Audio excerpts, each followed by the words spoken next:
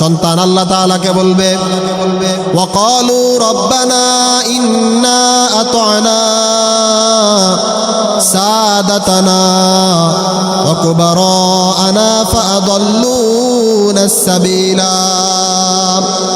রব্বুল আলামিন তারা বলবে, হে আমাদের রব, হে আমাদের প্রতিপালক, আমরা যখন ছোট ছিলাম আমাদের বড়রা, আমাদের নেতারা, আমাদের মুরব্বীরা, আমাদের মা বাবারা আমাদেরকে দ্বীনি ইলম শিক্ষা দেয় নাই, আমাদেরকে কোরআন বোঝায় নাই, আমাদেরকে হাদিস বোঝায় নাই, আমাদেরকে নামাজ শিক্ষা দেয় নাই, রোজা শিক্ষা দেয় নাই, পর্দা করার জন্য আমাদেরকে আদেশ দেয় নাই।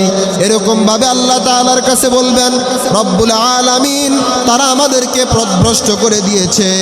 সুতরাং রব্বানা আতিহিম দিফাইন মিনাল আযাব ওয়ালআনহুম লা'নান কাবীরা।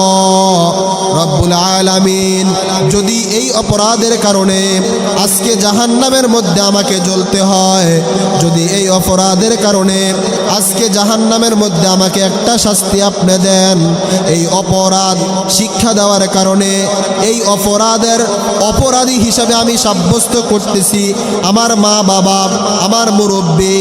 সুতরাং আল্লাহ তাআলা যদি আমাকে অপরাধের কারণে শাস্তি দেন একটা, আমাকে ইলমে দ্বীন শিক্ষা না দেওয়ার কারণে আমার মা বাবাকে শাস্তি দিবেন দুইটা।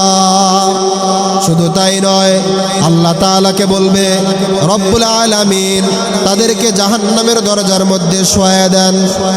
আমাদেরকে ভাত শিখাইছে, কিভাবে ভাত খাইতে হবে আমাদেরকে বুঝাইছে, কিভাবে বাজার করতে হবে আমাদেরকে শিখাইছে, কিভাবে পরের হক নষ্ট করতে হবে তাও আমাদেরকে শিখাইছে। দুনিয়ার এমন কোনো কাজ বাদ নাই যেটা আমাদেরকে শিখায় নাই। ওগো আল্লাহ, শুধুমাত্র ইলমে দ্বীন থেকে আমাদেরকে বঞ্চিত করেছে গো মাওলা। আজকে হাসরের ময়দান আমি জাহান্নামের মধ্যে যাব, তাদেরকে আপনি জাহান্নামের দরজার মধ্যে শোয়া দেন, তাদের বুকের মধ্যে ফাড়া দিয়ে আমি জাহান্নামের মধ্যে প্রবেশ করতে চাই। আল্লাহ তাআলা তাদেরকে জাহান্নামের দরজার মধ্যে শোয়া দিবে। সন্তানকে এত কষ্ট করে লালন পালন করছেন, নিজে না খায়া খাওয়াইছেন, নিজে না পয়রা পড়াইছেন, নিজে কষ্ট করছেন, কিন্তু সন্তানকে কষ্টে থাকতে দেন নাই। একটা মাত্র অপরাধের কারণে ওই সন্তান আপনার বুকের মধ্যে ফাড়া দিয়া জাহান্নামের মধ্যে প্রবেশ করবে।